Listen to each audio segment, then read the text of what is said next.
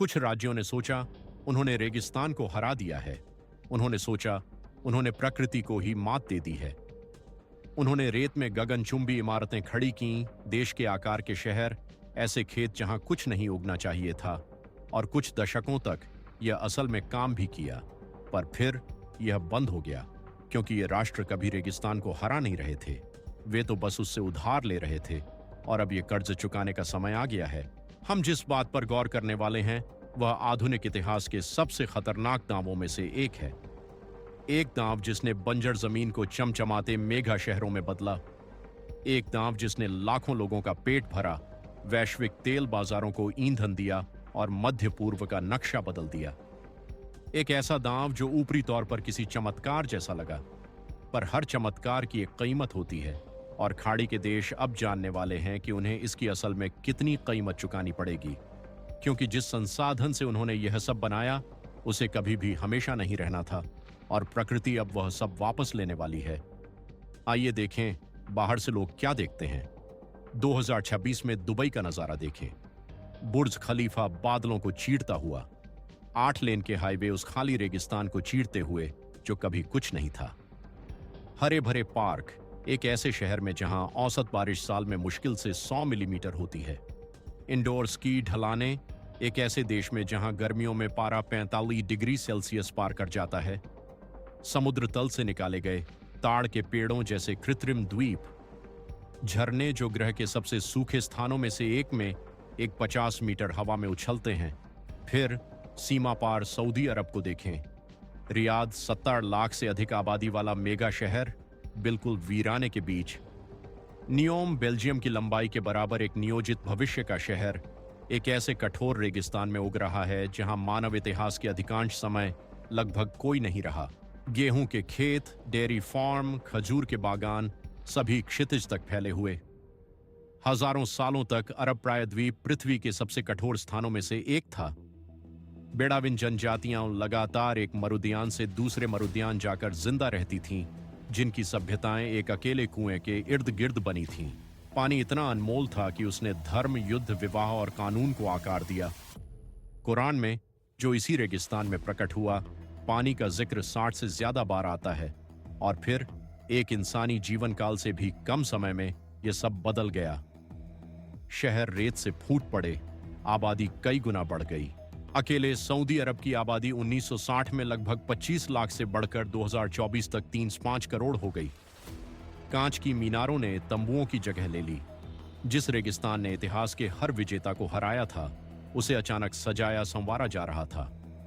बाहरी दुनिया को यह एक चमत्कार जैसा लगा। इन देशों को चलाने वालों को यह सबूत लगा कि पर्याप्त धन और इंजीनियरिंग से प्रकृति को भी हराया जा सकता है। पर कुछ ऐसा था जो वे किसी को नहीं बता रहे थे। कुछ ऐसा जो उनके ज्यादातर नागरिक पूरी तरह नहीं समझते थे, क्योंकि उस चमत्कार को जिंदा रखने वाली पानी की हर बूंद ऐसे स्रोत से आ रही थी जो कभी दोबारा नहीं भरता। और एक बार जब सच्चाई सामने आई तो पूरा मॉडल प्रगति से ज्यादा उलटी गिनती जैसा दिखने लगा। तो आखिर उन्होंने यह सब कैसे किया? खैर, दशकों तक आधिकारिक कहानी सीधी थी। विलवणीकरण। आप समुद्री पानी लेते हैं, उसे विशाल औद्योगिक संयंत्रों से गुजारते हैं, सारा नमक निकालते हैं और शहरों में ताजा पानी पहुंचाते हैं। सऊदी अरब ग्रह पर विलवणीकृत पानी का सबसे बड़ा उत्पादक बन गया। 2026 में प्रकाशित अपने ही सऊदी जल प्राधिकरण के आंकड़ों के अनुसार यह किंगडम अब हर दिन 1.11 करोड़ क्यूबिक मीटर से अधिक विलवणीकृत पानी बनाता है। यह धरती पर किसी भी अन्य देश से ज्यादा है, और यह देश के कुल पीने के पानी का लगभग 17% है। बहरीन अपने पीने का 90% या उससे ज्यादा पानी विलवणीकरण से प्राप्त करता है। कुवैत भी यही, कतर लगभग 99%। खाड़ी सहयोग परिषद में, जिसमें सऊदी अरब, यूएई, कुवैत, बहरीन, ओमान और कतर शामिल हैं, विलवणीकरण संयंत्र अब पूरी दुनिया के विलवणीकृत पानी का लगभग आधा उत्पादन करते हैं। पूरा क्षेत्र सचमुच समुद्र पी रहा है, पर ज्यादातर लोग इसे चूक जाते हैं। विलवणीकरण समीकरण का दिखाई देने वाला हिस्सा है। शहर, मेगा प्रोजेक्ट, संगमरमर के फव्वारे वाले 7 सितारा होटल, यही वो हैं जिन्हें कैमरे देखते हैं। पर जो कैमरे नहीं देखते वह इस सिस्टम का दूसरा आधा हिस्सा है। वह हिस्सा जो लगभग 50 सालों से समानांतर चल रहा है। वह हिस्सा जो रेत के नीचे छिपा है, क्योंकि विलवणीकरण की तेजी से बहुत पहले जब इन देशों ने पहली बार ग्रह के सबसे सूखे स्थानों में से एक में गेहूं, डेयरी और चारे की फसलें उगाने का फैसला किया, तो उन्होंने कुछ और ही इस्तेमाल किया। कुछ बहुत पुराना, कुछ ऐसा जो अगर वे अपनी जनता से ईमानदार होते तो स्वीकार करते कि वह शुरू से उनका था ही नहीं। ये एक ऐसा पानी था जिसके बारे में जल विज्ञान की दुनिया से बाहर लगभग किसी ने नहीं सुना था। ऐसा पानी जो दोबारा नहीं भरता, ऐसा पानी जो एक बार पंप होने और उपयोग होने के बाद ग्रह से हमेशा के लिए गायब हो जाता है, और पूरी सभ्यताएं चुपचाप इससे पीती रही हैं। अगर आप अभी तक हमारे साथ हैं तो सब्सक्राइब करें, क्योंकि हम जो खुलासा करने वाले हैं वह हर चमकते खाड़ी मेगा शहर की नींव है, और एक बार जब आप इसे देख लेंगे तो इसे भूल नहीं पाएंगे। जल विज्ञानी इसे जीवाश्म पानी या पेलियो पानी या ज्यादा डरावना भूतिया पानी कहते हैं। यह वह पानी है जो हजारों साल पहले बारिश या बर्फ के रूप में गिरा था, जब अरब प्रायद्वीप बिल्कुल अलग जगह थी। पिछले हिमयुग के दौरान एक ज्यादा नम और ठंडा क्षेत्र, जब मानसून रेगिस्तान में गहरे तक पहुंचते थे और नदियां वहां बहती थीं, जहां अब सिर्फ सूखी नदी घाटियां हैं। वह पानी जमीन में समा गया, सतह से सैकड़ों मीटर नीचे विशाल चट्टानों की छिद्रपूर्ण परतों में बस गया, और 10,000, 20,000, कुछ मामलों में 30,000 से भी ज्यादा सालों तक वहीं रहा। सऊदी के कुछ कृषि क्षेत्रों में अभी भी पंप किए जा रहे पानी की कार्बन 14 डेटिंग ने इसकी पुष्टि की है। 2025 में सऊदी के पशुधन के कुंडों को भरने वाला पानी कुछ मामलों में दर्ज मानव सभ्यता से भी पुराना है। यह तब भी प्राचीन था जब पिरामिड बने थे, तब भी प्राचीन था जब पहिए का आविष्कार हुआ था, तब भी प्राचीन था जब पास के मेसोपोटामिया में पहली लेखन प्रणालियां सामने आईं, और इसके ऊपर आधुनिक रेगिस्तान में जहां सालाना 100 मिलीमीटर से कम बारिश होती है, यह पानी कभी वापस नहीं आता, न एक साल में, न एक सदी में, न 1000 साल में। जल विज्ञानी इस बात पर साफ हैं, एक बार जब आप इसे बाहर निकालते हैं तो यह हमेशा के लिए चला जाता है। खाड़ी के देशों ने सिर्फ इस संसाधन का इस्तेमाल नहीं किया, उन्होंने इसके ऊपर पूरी अर्थव्यवस्थाएं खड़ी कर दी। 1970 के दशक में शुरू होकर और फिर 80 और 90 के दशक में तेजी से बढ़ते हुए सऊदी अरब ने अरबों पेट्रोडॉलर रेगिस्तानी कृषि में झोंक दिए। उन्होंने विशाल सेंटर पिवट सिंचाई प्रणालियां स्थापित की, वे गोल हरे घेरे जो आप अंतरिक्ष से देख सकते हैं। उन्होंने अरब एक्वीफर प्रणाली में सैकड़ों मीटर गहरे कुएं खोदे, जो Saudi Arab, Yemen, Oman, UAE, Qatar, Kuwait, Bahrain, Iraq और जॉर्डन के नीचे फैला है। नासा का ग्रे उपग्रह मिशन बाद में इसकी पुष्टि करेगा, जिसकी वैज्ञानिकों को पहले से ही उम्मीद थी। यह ग्रह पर सबसे ज्यादा तनावग्रस्त एक्वीफर प्रणाली है। लगभग 6 करोड़ लोग इस पर निर्भर हैं, और इसे ऐसी दर से निकाला जा रहा है जिस पर गुजारा नहीं हो सकता। 1980 के दशक के मध्य तक सऊदी अरब गेहूं का निर्यातक बन चुका था। एक रेगिस्तानी देश में गेहूं का निर्यातक, जहां लगभग नदियां नहीं, झीलें नहीं और न के बराबर बारिश होती है। सऊदी का उत्पादन सालाना 25 लाख टन के करीब पहुंच गया। उस गेहूं का ज्यादातर हिस्सा ऐसे पानी पर उगाया जा रहा था जो 10,000 साल या उससे भी ज्यादा पुराना था। वे जीवाश्म पानी को ठोस रूप में अनाज में पकाकर और फिर विदेशों में भेज रहे थे। नेशनल ज्योग्राफिक के अनुमानों के अनुसार और लंदन के school of oriental and African studies के 2004 के एक पेपर के आधार पर जब गहन आधुनिक खेती शुरू हुई, तो सऊदी रेगिस्तान के नीचे लगभग 500 क्यूबिक किलोमीटर पानी था, एरी झील को भरने के लिए पर्याप्त। 2008 तक उन 500 क्यूबिक किलोमीटर में से अनुमानित 400 पहले ही खत्म हो चुके थे। हालिया अनुमानों के अनुसार देश के जीवाश्म पानी का लगभग 80% अब सतह पर पंप कर उपयोग किया जा चुका है। 80%। एक इंसानी जीवन काल में इन देशों ने वह पानी इस्तेमाल कर लिया जिसे ग्रह को हजारों साल लगे थे जमा करने में। तो खतरे की घंटियां पहले क्यों नहीं बची? क्योंकि एक जीवाश्म एक्वीफर का पतन शोरगुल वाला नहीं होता, यह दिखाई नहीं देता। यह आपकी सड़कों को डुबोता नहीं, न ही आपकी सड़कें बहाता है। यह धीमी गति में होता है, सैकड़ों मीटर जमीन के नीचे, जहां लगभग कोई कभी नहीं देखता। सालों तक ऐसा लगा ही नहीं कि कुछ गलत है। कुएं पानी देते रहे, फसलें उगती रहीं, शहर फैलते रहे, तेल का पैसा आता रहा, और वही सरकारें जो चुपचाप भूमिगत भंडारों को खत्म कर रही थीं, वे तट पर चमकते विलवणीकरण संयंत्रों में अरबों भी लगा रही थीं। सतह से यह सिस्टम अदम्य लगता था, पर रेगिस्तान के नीचे पानी का स्तर गिर रहा था। सऊदी अरब के वादी अदावासिर जैसे इलाकों में नासा के उपग्रहों और संयुक्त राष्ट्र की रिपोर्टों ने 1980 के दशक से पानी के स्तर में हर साल 6 मीटर तक की गिरावट दर्ज की। हर साल 6 मीटर। कुछ कृषि क्षेत्रों में पुराने कुएं सूख गए और उन्हें गहरा, फिर और गहरा और फिर एक बार और गहरा खोदना पड़ा।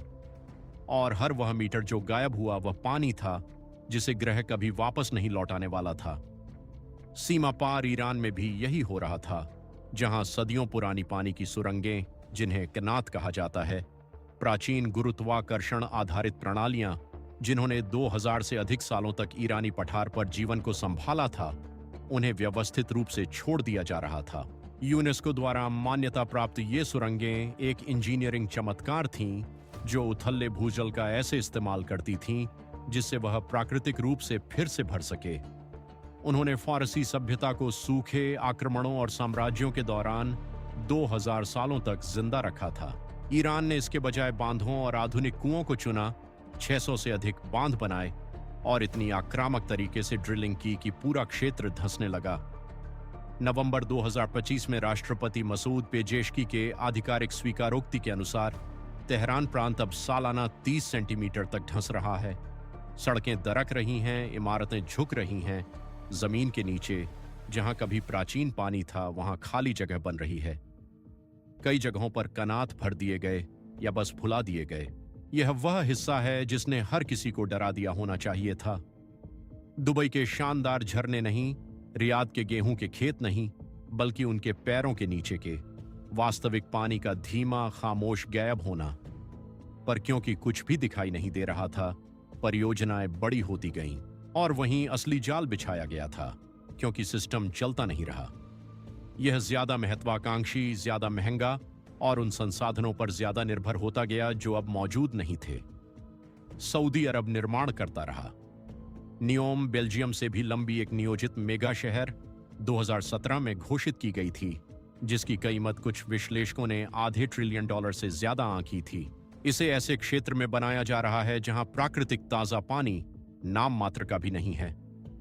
प्रमुख परियोजना द लाइन नामक 170 किलोमीटर का गगनचुंबी ढांचा निवासियों को ऐसी संरचना में बसाएगा जो लीक हुए आंतरिक दस्तावेजों के अनुसार मानव इतिहास के किसी भी शहर से ज्यादा प्रति व्यक्ति पानी और ऊर्जा की खपत करेगा।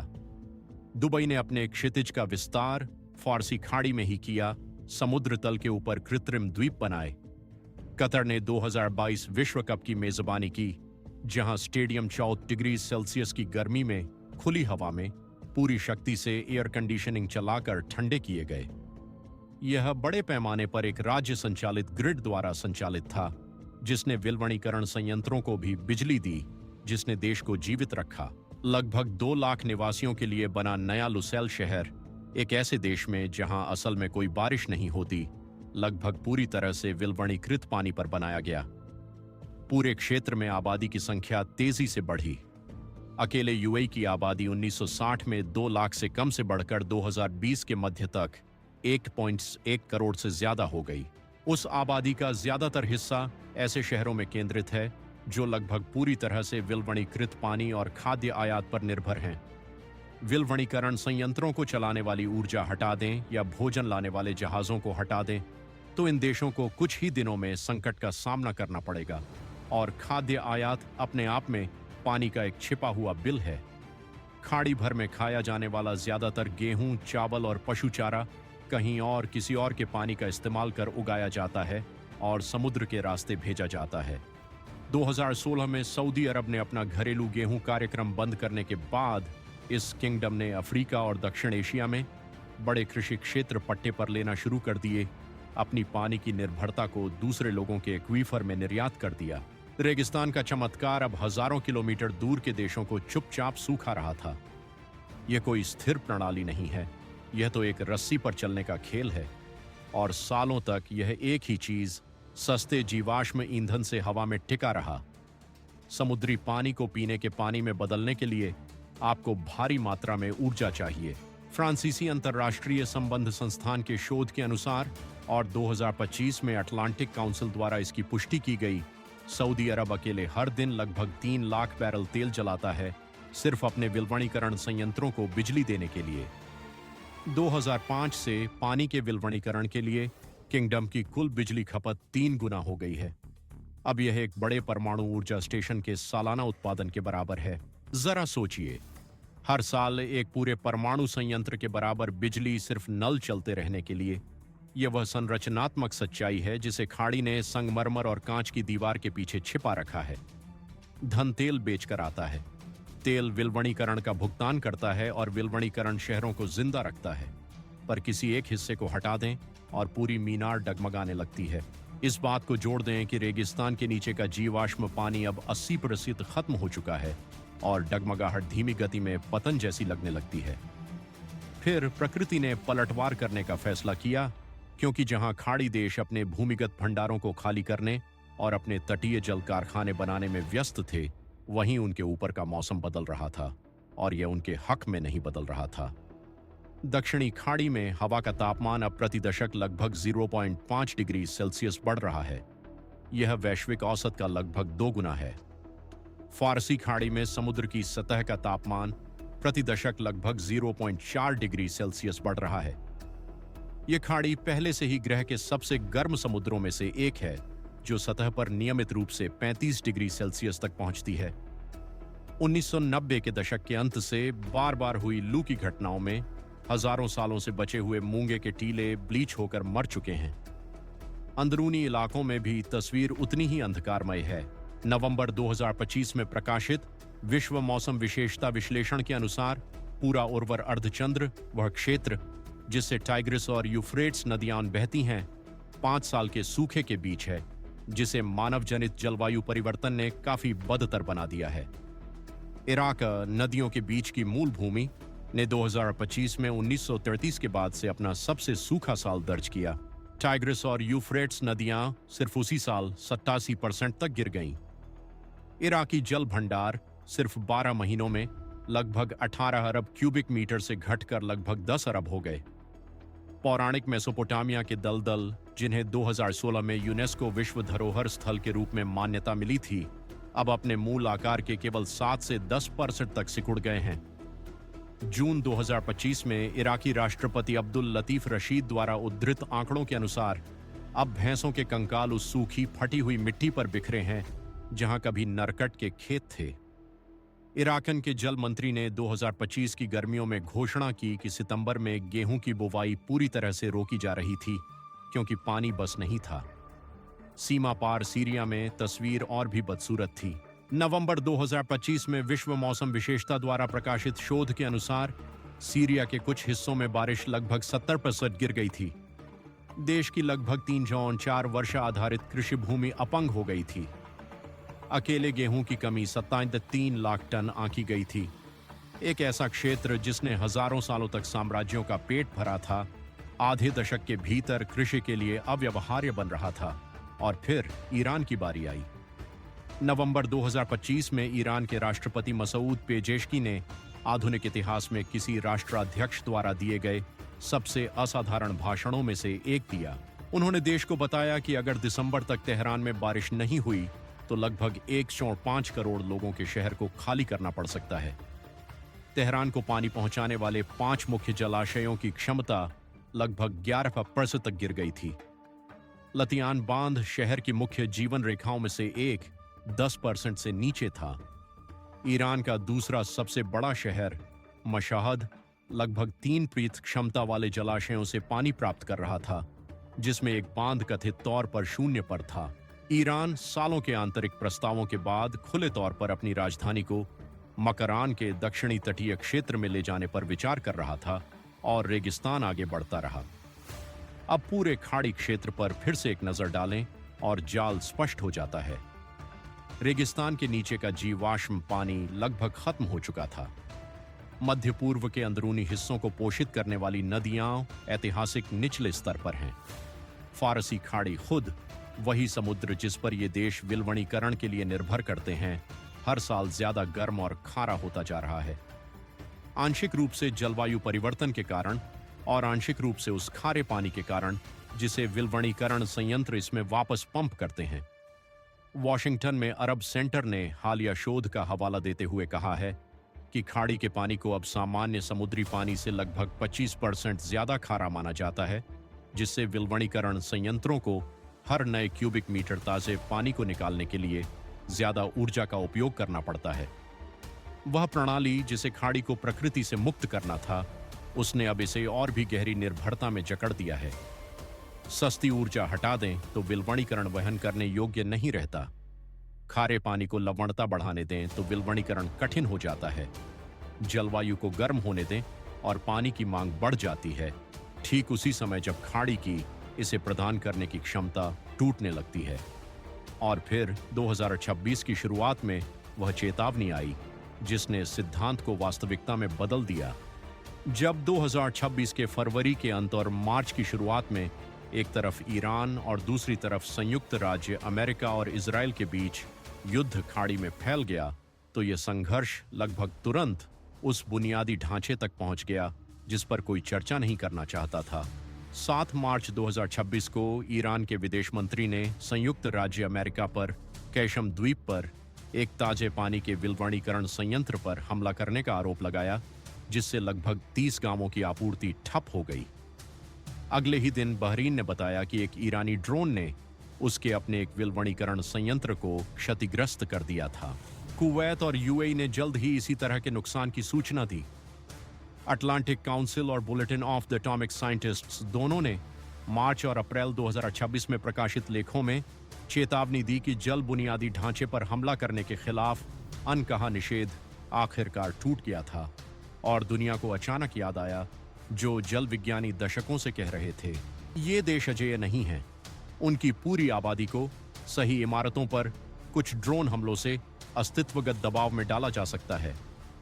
अकेले बहरीन लगभग 16 लाख लोगों और 100 से ज्यादा विलवणीकरण संयंत्रों के साथ, जो अपने पीने के पानी का 90% से ज्यादा आपूर्ति करते हैं, धरती पर सबसे ज्यादा जोखिम वाले देशों में से एक है।